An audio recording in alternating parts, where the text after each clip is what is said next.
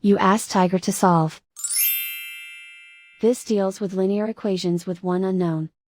The final result is x equals 33 over 4. Let's solve it step by step. Simplify the expression. Expand the parentheses. Simplify the arithmetic. Group all constants on the right side of the equation. Add 24 to both sides. Simplify the arithmetic.